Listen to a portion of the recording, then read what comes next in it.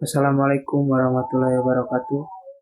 Perkenalkan, nama lengkap saya Nurul Mulang Tulumat, NIM 202201200050.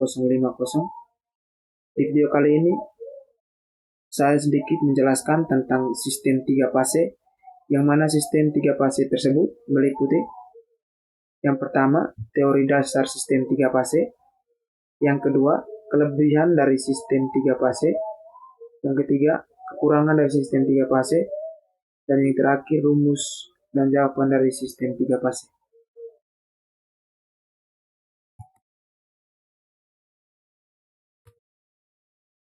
Yang pertama, teori dasar sistem 3 fase. Sistem 3 fase adalah metode distribusi daya listrik yang menggunakan 3 konduktor fase yang berbeda yang masing-masing terpisah secara fase sebesar 120 derajat.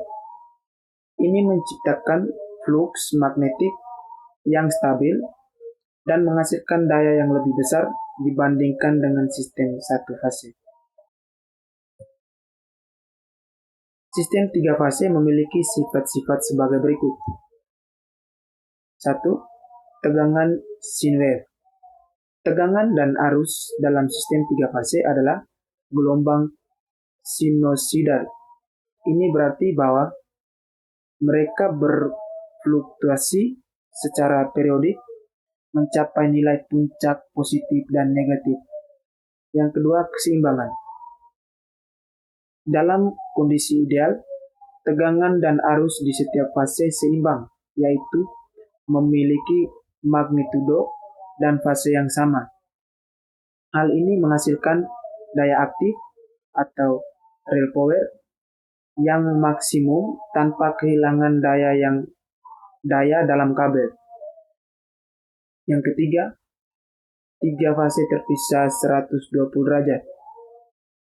Arus dan tegangan pada masing-masing fase terpisah sebesar 120 derajat yang menghasilkan pembangkitan medan putar yang lebih kuat dalam mesin-mesin listrik. Yang keempat, daya semu. Daya semu dalam sistem 3 fase dihitung menggunakan rumus Pi kali I dikali akar 3, di mana Pi adalah tegangan fase-fase dan I adalah arus fase. Ini juga disebut ampere power. Yang kedua, kelebihan sistem 3 fase. Yang pertama, daya aktif lebih besar. Sistem 3 fase memiliki daya aktif maksimum yang lebih besar daripada sistem 1 fase dengan jumlah kabel yang sama. Yang berikut, efisiensi transmisi. Karena fase-fasenya terpisah 120 derajat, sistem 3 fase menghasilkan medan putar yang lebih kuat, yang mana menjadikan lebih efisien untuk penggerak mesin-mesin listrik dan motor 3 fase. Yang berikut, kebutuhan kabel lebih kecil. Sistem 3 fase membutuhkan jumlah kabel yang lebih sedikit dibandingkan dengan sistem 1 fase dengan daya yang sama karena daya distribusi di 3 konduktor. Yang terakhir, stabilitas tegangan. Sistem 3 fase cenderung lebih stabil daripada sistem 1 fase, mengurangi fluktuasi tegangan. Yang ketiga, kekurangan sistem 3 fase. Kekurangan dari sistem 3 fase meliputi yang pertama, kompleksitas instalasi. Instalasi sistem 3 fase seringkali lebih kompleks dan memerlukan peralatan yang lebih mahal daripada sistem 1 fase. Yang berikut, keterbatasan pada beban tunggal. Beban tunggal seperti rumah tangga tidak dapat dengan mudah mengambil keuntungan dari sistem 3 fase kecuali melalui transformator. Yang berikut, rumus dan jawaban.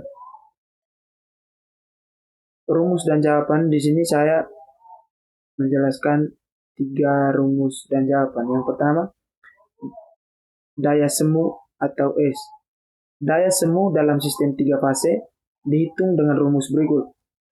S sama dengan V dikali I dikali akar 3, di mana S adalah daya semu dalam volt amperes, V adalah tegangan fase-fase dalam volt, I adalah arus fase dalam ampere. Yang kedua, daya aktif atau P. Daya aktif dalam sistem 3 fase dihitung dengan rumus berikut. P sama dengan V dikali I dikali akar 3 dikali cos theta, di mana P adalah daya aktif dalam watt, V adalah tegangan fase-fase dalam volt, I adalah arus fase dalam ampere, theta adalah sudut fase antara tegangan dan arus. Yang ketiga, daya reaktif atau Q. Daya reaktif dalam sistem 3 fase dihitung dengan rumus berikut. Q sama dengan V dikali I dikali akar 3 dikali sin theta, di mana Q adalah daya reaktif dalam volt ampere, V adalah tegangan fase-fase dalam volt, I adalah arus fase dalam ampere, theta adalah sudut fase antara tegangan dan arus.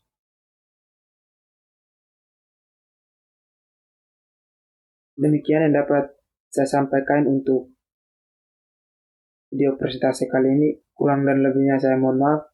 Assalamualaikum warahmatullahi wabarakatuh.